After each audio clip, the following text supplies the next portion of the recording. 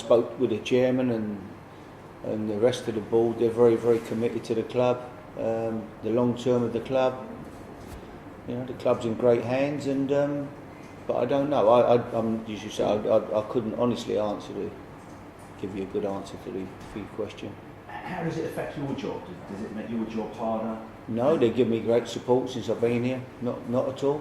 No, it doesn't make it any harder. It's you know, the aim is to try to get promoted. We know it's not going to be easy, but that's the aim this year. If we can get back up. But whatever happens in the long term, they're here for the long haul. So, you know, they're looking to build a stadium, training ground. It's all, they want to take the club forward. I don't think QPR could be in better hands than what it is at the moment. Do you think it means that in the past the owners have almost been taken for a ride? I don't know. I wasn't. You know, I'm not. They were in the Premier League, obviously, and you know, when they was in the Premier, they were trying to stay in the Premier League. Lots of clubs have invested an awful lot of money.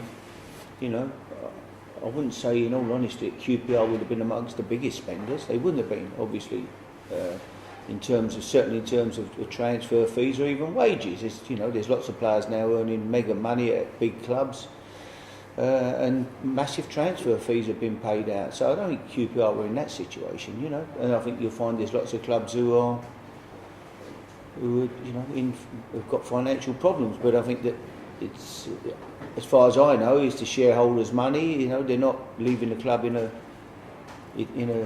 situation where if they pull the plug, if the club's going down the drain, that's not going to happen here.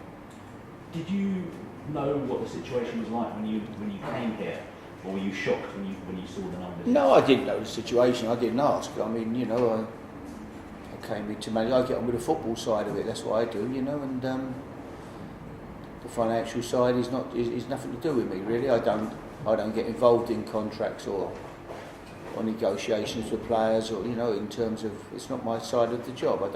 I know very, you know, never, it hasn't been for over 20 odd years now. Whatever club I've been at, that side of it is you know, it's normally deals with done chairman to chairman and chief executives and you know, and directors get involved now in that side of it. It's not something that too many managers are involved in.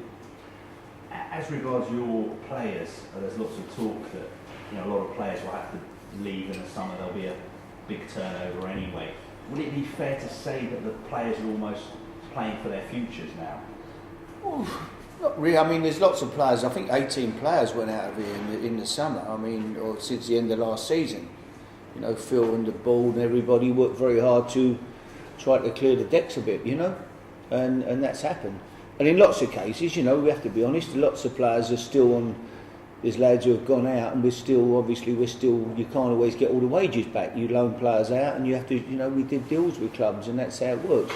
Sometimes we take players, sometimes, and we do deals with the clubs that we take players from. So that's the way it works. But you know, you're still committed to them contracts in some form. And in the summer, there will be a few that will be out of contract, and it will be will be possible to move on. Are you worried about the prospect of having to operate in the future under a transfer embargo? No, I don't. As I say, I wouldn't know. I don't know what the answer to that. I really don't. You know, it's all I'm concentrating on today is trying to find a team, getting out on the training pitch at 11 o'clock, trying to find a team to get a result against Birmingham tomorrow. That side of the club is left to the people that run the club. I'm only an employee, and I'm employed to get on with the football. Just generally, do you think football's almost become too complicated with all these financial fair play rules? I think if clubs are trying to stay in the league and they're spending money to try to stay in the Premier League, and so you do that, and so you have to buy players, and and then you get relegated, and then you've got a problem of it seems to following you with a fair play. But I'm not an expert on it, and I don't profess to be, you know, and so I'm really not the man to ask that question too. Would it have any bearing on your own future at the club? None whatsoever. No, none whatsoever. No, if this board said to me, you haven't got any money to spend anymore, we've got to pay a maximum of £2,000 a week wages to the players or whatever, you get on with it, then that's how it is. You work with where you are, with what you've got, but that's not the situation here. We've got really ambitious owners who I've said before, you couldn't meet nicer people, and I've and I'll say that till the day I leave here.